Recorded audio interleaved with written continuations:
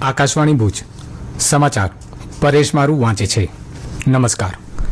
ગુજરાતભરમાં ગેરકાયદેસર રહેતા બાંગ્લાદેશી નાગરિકોને શોધવા ચાલી રહેલી ઝુંબેશ અંતર્ગત કચ્છમાં પોલીસે સઘન તપાસ હાથ ધરી છે. કચ્છના વિવિધ વિસ્તારોમાં શંકાસ્પદ હિલચાલ ધરાવતા લોકોની ઓળખ પ્રક્રિયા દરમિયાન પોલીસે તાજેતરમાં વધુ 35 શંકાસ્પદોની અટકાયત કરી છે. હાલ પોલીસ દ્વારા આ તમામ શંકાસ્પદ વ્યક્તિઓના દસ્તાવેજો, આધાર પુરાવા અને ઓળખ અંગેની ઊંડી તપાસ ચલાવવામાં આવી રહી છે. ઉલ્લેખનીય છે કે અમદાવાદમાં તપાસ દરમિયાન 166 બાંગ્લાદેશી નાગરિકો ઝડપાયા છે. આ તપાસ અભિયાન આગળ પણ યથાવત રહેશે તેમ અમદાવાદના સંયુક્ત પોલીસ કમિશનર શરદ સિંઘલે જણાવ્યું હતું.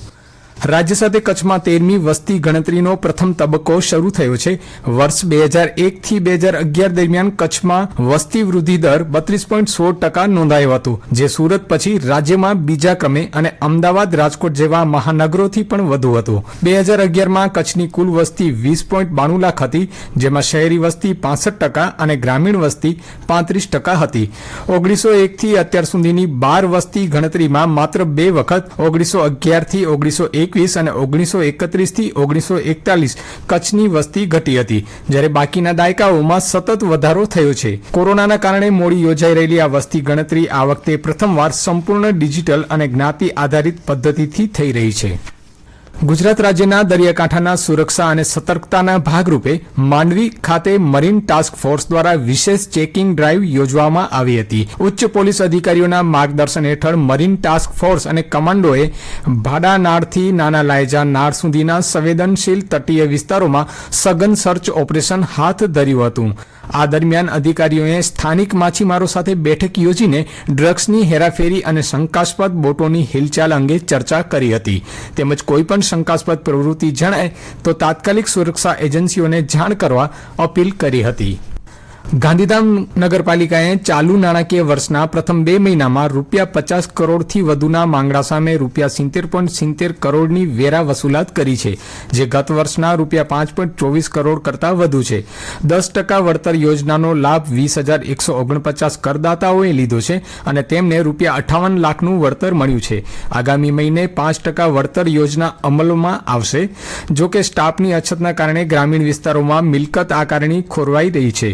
જો સમગ્ર 93,400 મિલકતોની નવી આકારણી થાય તો પાલિકાની આવક ₹60 કરોડ વટાવી શકે છે.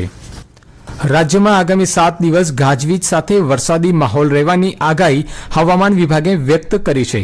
હવામાન વિભાગના ડાયરેક્ટર A.K. દાસના જણાવ્યા અનુસાર રાજ્યમાં વેસ્ટર્ન ડિસ્ટર્બન્સ સક્રિય થતા આજે કચ્છ, બનાસકાંઠા, મહેસાણા અને ગાંધીનગર સહિત ઉત્તર મધ્ય ગુજરાતના 11 જિલ્લાઓમાં 50 થી 60 કિલોમીટરની ઝડપે પવન ફૂંકાવાની સાથે મધ્યમ વરસાદની સંભાવના વ્યક્ત કરાઈ છે, જ્યારે દક્ષિણ ગુજરાત અને સૌરાષ્ટ્રના કેટલાક વિસ્તારોમાં 40 થી 50 કિલોમીટરની ગતિએ પવન સાથે હળવો વરસાદ પડી શકે છે.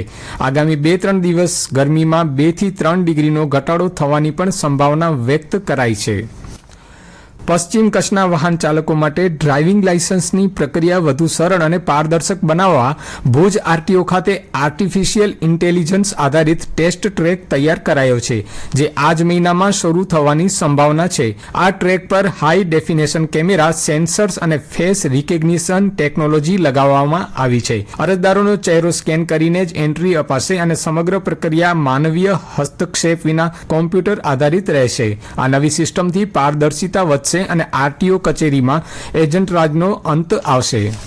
કંડલા ભચાઉ 6 લેન બન્યા બાદ ગાંધીધામ એસટી બસ સ્ટેશન ઓવરબ્રિજની પાછળ આવી જતા મુસાફરો અને ચાલકોને 1 કિલોમીટર સુધી રોંગ સાઈડમાં જવું પડ્યું હતું.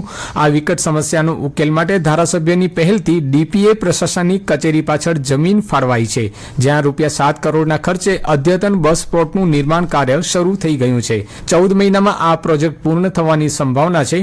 નવું બસ સ્ટેશન બની ગયા બાદ નાગરિકો અને વાહન ચાલકોને રોંગ સાઈડની અવરજવરમાંથી મુક્તિ મળશે. અને આ સાથે સમાચાર બુલેટિન પૂરું થયું. નમસ્કાર.